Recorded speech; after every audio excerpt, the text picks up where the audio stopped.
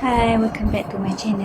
Okay, hari ni saya nak kemas bukan kemas meja lah, kemas meja study, kemas meja study anak-anak. Sebab semua sangat, sebab nak buat susunan. Sebelum ni anak yang nombor 2 Prof tahun ni darjah 1, so dia kena ada tempat untuk dia letak buku test latihan. Sebab sebelum ni Prof tak ada buku kan. Jadi untuk kali ni kita akan buat satu bahagian Syafia, satu bahagian Sumaya. Okey, ni meja depa lah. Meja Sumaya dengan Syafia, meja letak buku. First kita akan keluarkan semua barang yang ada.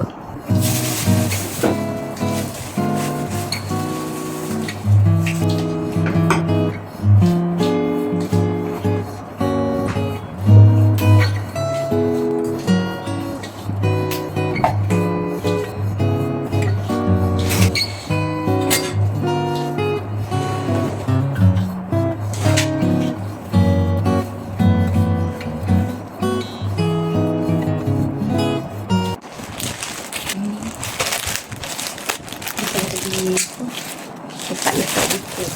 Apa ni?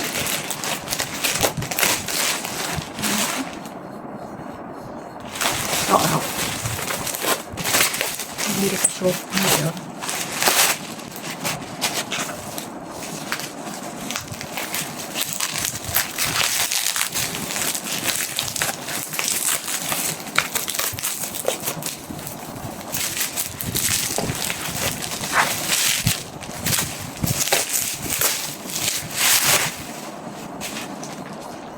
Saya beli 2, satu ni ada 3, dia bersambung jadi 3.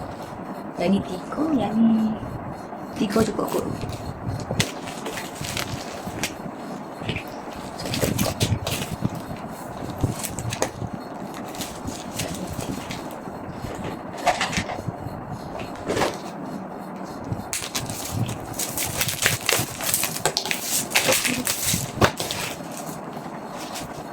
Dia kena sambung sendiri.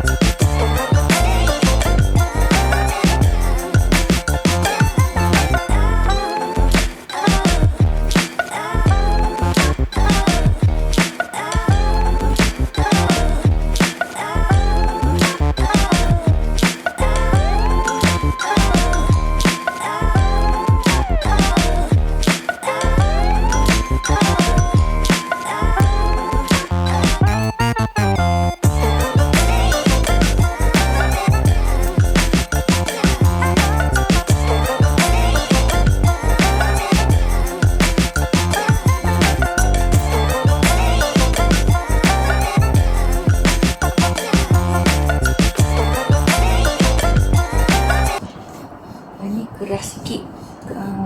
Yang ini lagi keras pada yang ni. Yang ni lembut. Yang ni beli kat kedai Eko, tapi hari tu dah dapat tu dicari dah tak ada stok.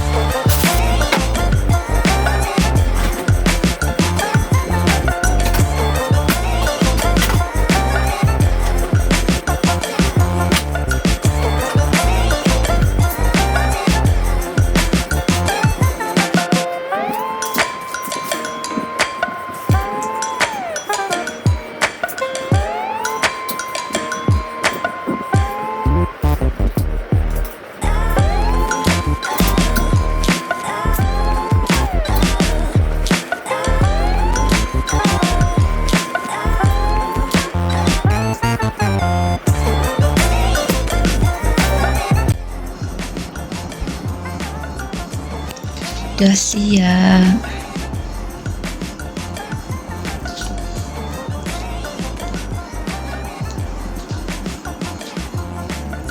Ini yang bahagian Syafia, yang ini Sumaya.